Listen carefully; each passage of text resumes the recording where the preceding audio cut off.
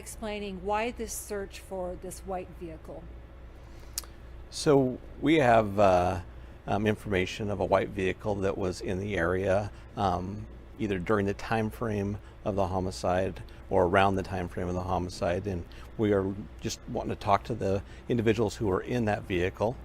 They may have some valuable information for us, and we're looking for a 2011 to a 2013 Hyundai Elantra. So any assistance you can give us, anybody that owns one, anybody that knows of someone who owns one or may have been driving one, if you could get a hold of us through our tip line or call us directly, we'd appreciate that.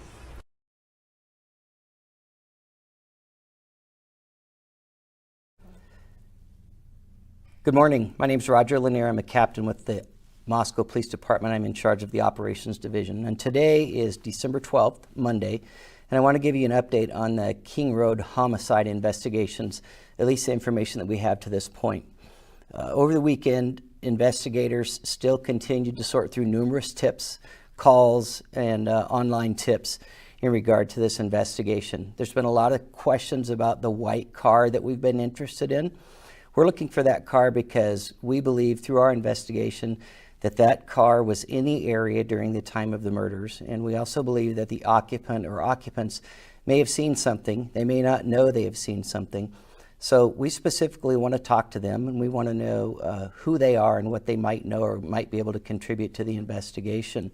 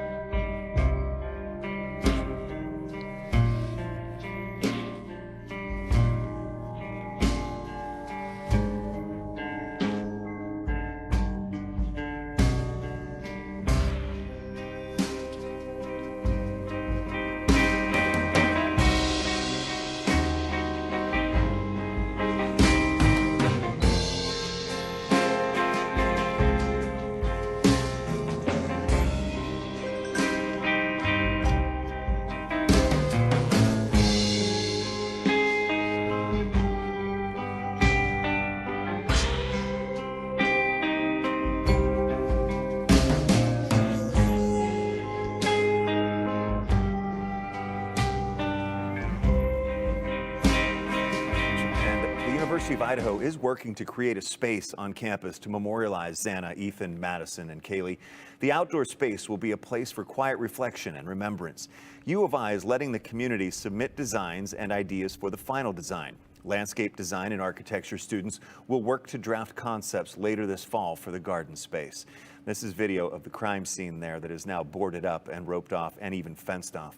Now, there's also a place to make a donation for those who have expressed interest. If you have an idea or would like to help out in some way, we have links to the university's website in this story on ktvb.com.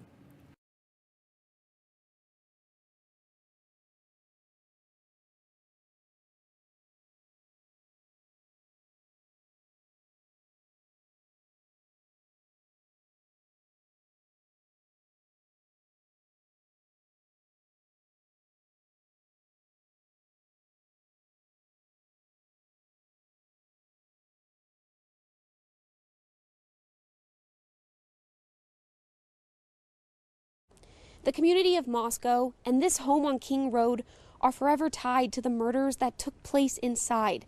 And that's why, as the community focuses on healing, the university has decided to demolish it. Both the owner and the university agreed, and then consulted, of course, with the families and agreed that demolition of the house would indeed happen, and happen as quickly as possible.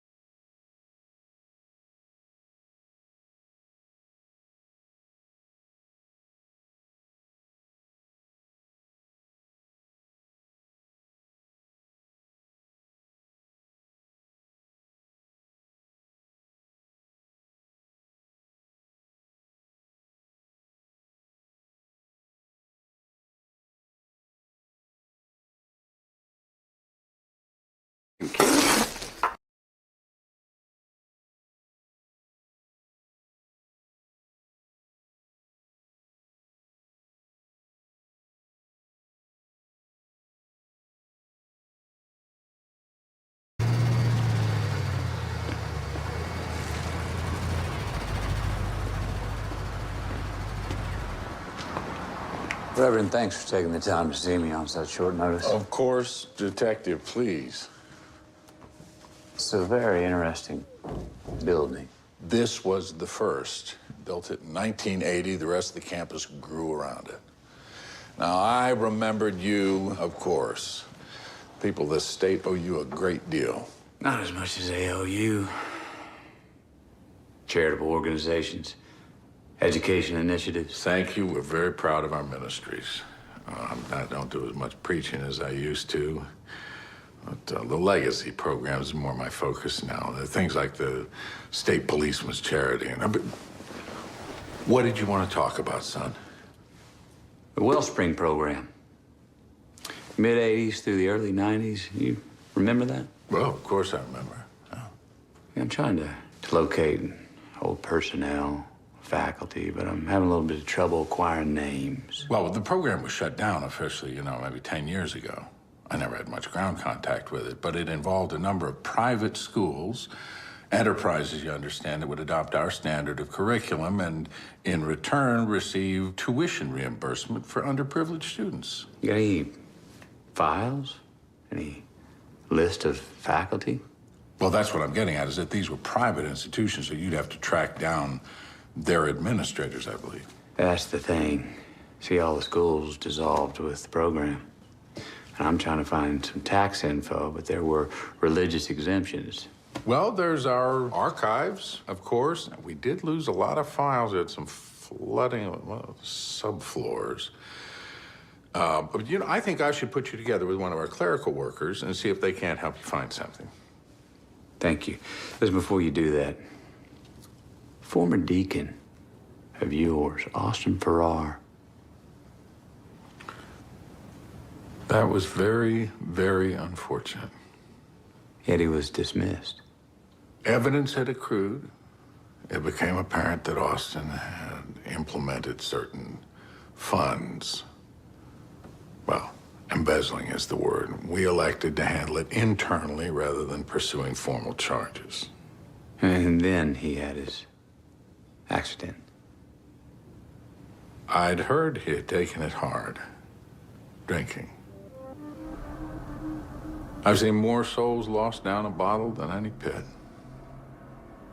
At the same time, it's hard to trust a man who can't trust himself with a beer, don't you think? But what's this all about now? Wellspring program, Austin Farrar. Dead women and children. Terrible. That's terrible. How's that? What you're working on? Oh, I can't say anything about it at this point, Reverend. I'd like to set you up with a clerk. You can look at whatever information we still have from Wellspring.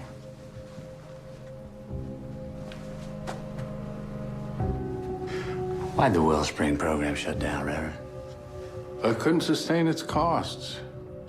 The whole idea was to provide an alternative to the kind of secular, globalized education that our public schools were promoting.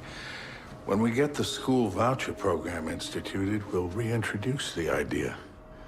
People should have a choice in education like anything else.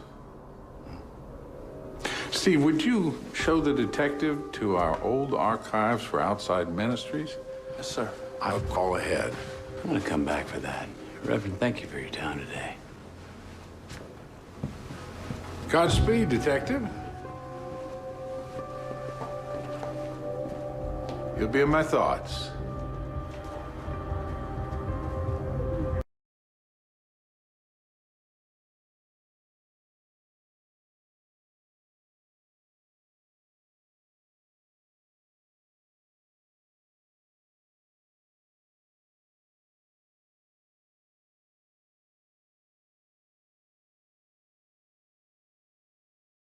Members of the Joint Finance Appropriations Committee unanimously agreed to fulfill the U of I's supplemental funding request for $1 million. The university says that money would be used for services relating to increased security on campus following the murders. The university shared a list of how the $1 million in funding has already been used and will continue to be used through the end of the school year in May.